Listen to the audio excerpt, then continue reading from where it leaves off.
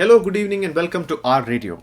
Today is 21st October, and we have some important topics to be aware of and to discuss about. Well, Hindu was loaded with some beautiful articles that give us great insights about various things. The first article that we're going to discuss about is with regards to innovation in India. Now, as we know that India is a country with diverse number of people, diverse kinds of people belonging to various cultures, various groups, and various traditions. And that's how we see a lot of innovation. The author here quotes about how even zero was an Indian innovation. Of course, it is an innovation that changed the world, that changed how we pursue various things in various aspects as well. Now, if we talk about the pandemic that we are suffering from, pandemic provides us an opportunity to think of new things that can be used or new things that can be developed to tackle this scenario right now. Now, India is a country where there is immense space for innovation to grow, there is immense space for ideas to be developed, and there is immense space for innovation to be nurtured or harbored. Now, you know that India is a place where over 700 million people use internet, and with the help of technological innovation and with the help of the new initiatives brought up by the government, so much so the jam trinity of the Jandhan accounts, Aadhaar card, and mobile phones have added a lot more number of internet users or mobile phone users to this thing. The author also talks about artificial intelligence and speaks about how this has been very, very important in how people have started to pursue internet and started to pursue smartphones as well. Author quotes several examples about how innovation resulted in a great benefit for the humankind. He talks about Twitter. He talks about how Twitter was an innovation because who thought about tweeting? Who thought about using hashtags? Who thought about speaking your hearts out over social media? But now Twitter and social media is subject to various misuses, but that's a different thing. But what we need to be aware of is that how Twitter is an innovative concept and how Twitter can be used for spreading awareness. I'll give you a very nice example of how this Baba Ka Dhaba in Delhi became very popular just because someone tweeted about it, about how they were suffering from immense problems after the coronavirus and the lockdown, and how the whole population of Delhi, quite metaphorically, went there to support them, and they were very, very happy. It only happened because of social media and Twitter. The author also talks about several other ideas that became very innovative. He talks about how the Nobel Prize for Chemistry winner, the CRISPR-Cas9 technique of gene editing, is an innovation, is the greatest innovation in itself and helps in so many things. So that's how innovation can be used for us. Innovation can be developed as well. Now, India has a lot of space for innovation. India has brought out several ideas, several schemes, several policies to harbor and nurture innovation. Recently, the most recent ones is about the Vaibhav Summit or the RIAS Summit that was held in India, which speaks about artificial intelligence and which speaks about using innovation for social empowerment. Talking about innovation, we have to talk about startups, this ecosystem of startups in the country, which is huge and which is wide. We all know that several countries are not even close to how well India is developing the startup ecosystem and how well the young Indians are coming up with various ideas for startups in the country.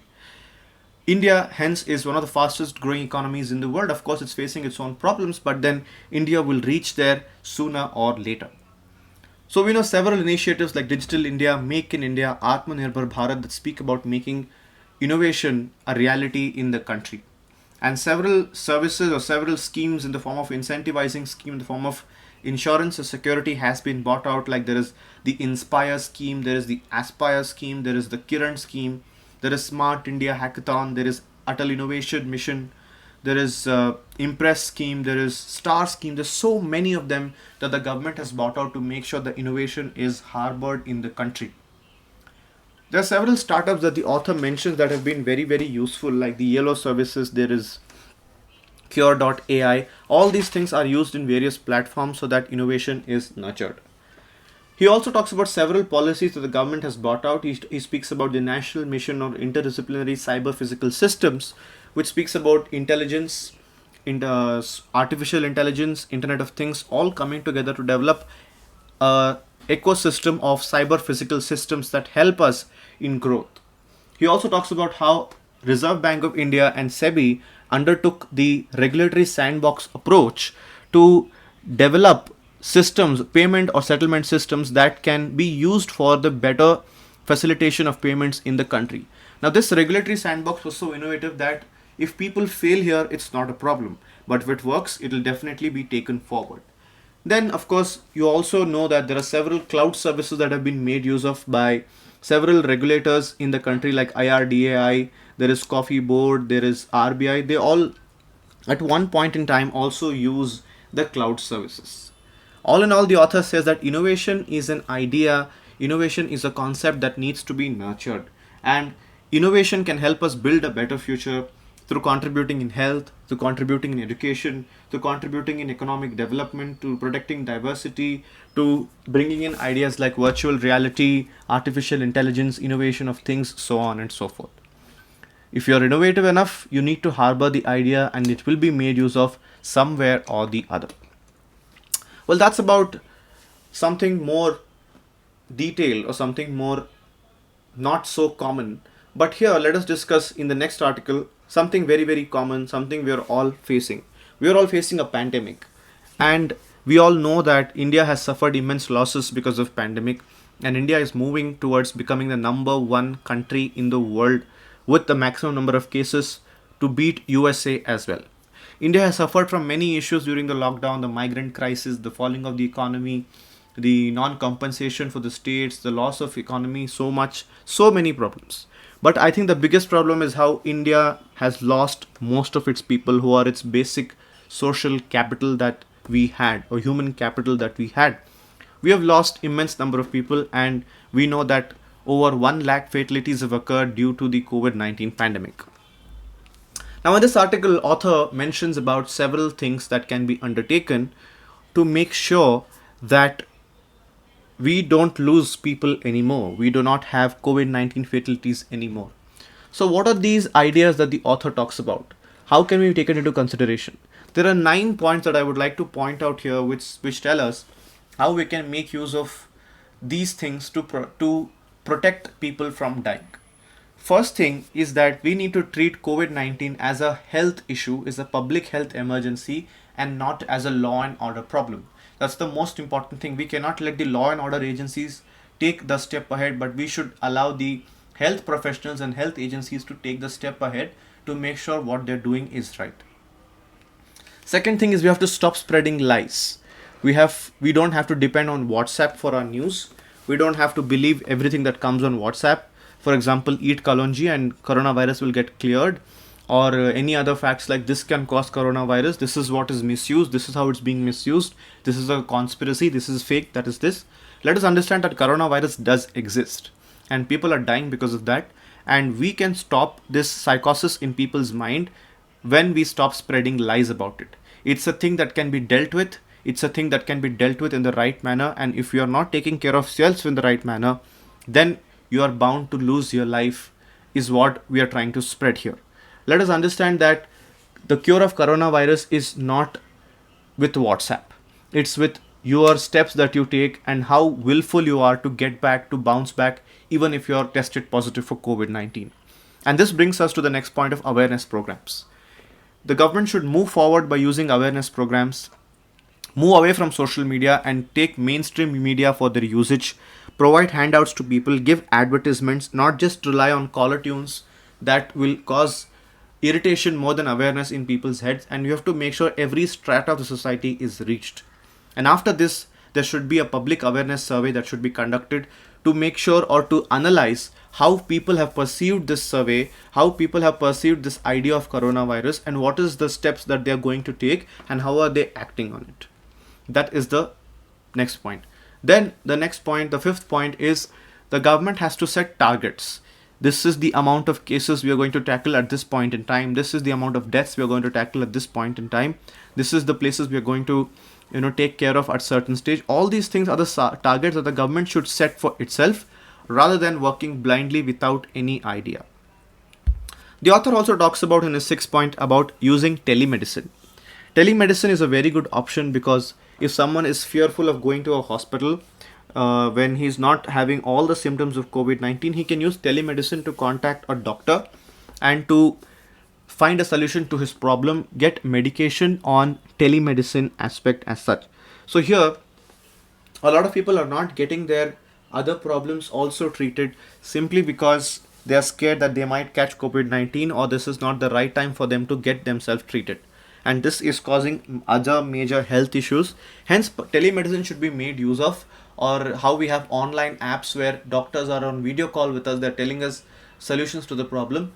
This thing should be bought out, this thing should be taken care of in the right manner. Telemedicine should be given prime importance. Apart from this, the author also talks about the usage of technology and to how we should computerize everything. Let's say there are quarantine centers and there are people living inside it. There are so many beds available, there's so many doctors available, this is the amount we are going to charge, this is the amount, this is how the delivery is going to reach, this is the food items available, this is how we are going to take you to the place. All these things should be computerized so that there is accountability, and if a person is tested positive for COVID-19, he can be sure that this is what is going to happen with him and nothing else is going to happen, and he's going to be safe. So this is to be the aspect of computerizing it. He should be very, very accessible to all these things. So you just pick his smartphone, download the app and book his bed if he's positive, get himself quarantined, stay in touch with his family, come back safe and sound. If this is so accountable and transparent, I don't think we will have any kind of psychosis, is what the author says. Lastly, he says everything should be done through guidelines. All these things should be a part of a guidelines or a standard operating procedure that the government should put forward and the government should come up with. And most importantly, the author talks about in the last point to protect the vulnerable sections of the population, protect the vulnerable sections who can be easily affected with this kind of a pandemic, and make sure they are not affected, like the old age people, like the vulnerable sections below poverty line, so on and so forth. So we have to make sure, the government public health emergency has to make sure that this is quelled in the right manner. What do we have next is simply that a psychosis of the people plays a very, very important role in causing the problem with the disease. Coronavirus alone is not sufficient to kill you. Coronavirus alone is not sufficient to cause your fatality or your death. When it is joined with another comorbidity, let's say non-communicable disease like there is heart diseases, there is sugar, they have to call diabetes, and so many things, lung diseases like asthma. If those exist, then your survival becomes difficult. Otherwise, you will be able to beat this virus in a proper manner, and this is what you have to take care of, is what the author says. Well, that's about the most important discussions. Here, innovation can also be taken care of. These are all innovative ideas, and if this can be adopted, I think we can beat the pandemic in the most strategic manner ever. Last point here is about an article which speaks about how foreigners' tribunal are a flawed concept or a flawed idea. Well, how they are flawed is the author's personal opinion. It's not relevant for UPSC, but I would like to tell you about some important aspects with regards to UPSC. Foreigners' tribunals are not a constitutional body, but they are statutory bodies established under the Foreigners' Tribunal Order 1964 and Foreigners Act of 1946. They are quasi-judicial bodies and have the power of a civil court, and they can try suits under Civil Procedure Code or IPC, so on and so forth. Now, the Foreigners' Tribunal are set up by the state government to make sure that you are proving your citizenship, and your citizenship has been proved and your name appears in the NRC or whatever that list is called, your name appears there. And if your name is not appeared there, you can go challenge it in the Foreigners' Tribunal, is the basic idea of the Foreigners' Tribunal's existence. So as you know that this tribunal also have the powers to ask the attendance of a person. They can ask anyone to submit the documents, produce the documents, and they also can call a witness to speak and talk as is when required. Now, when you apply for, let's say you are the plaintiff in the tribunal and you're applying for your name to be appeared in the NRC, it is sure shot that your problem will be solved in a span of 2 months, that is 120 days. That's all you need to know from UPSC point of view about the Foreigners' Tribunal. Just know that it is not the duty of the state government, but also the central government, the duty of the central government, but also the state government to make sure the foreigner tribunals are set up and people are getting justice. Well, that's it from today's podcast. Hope you enjoyed it.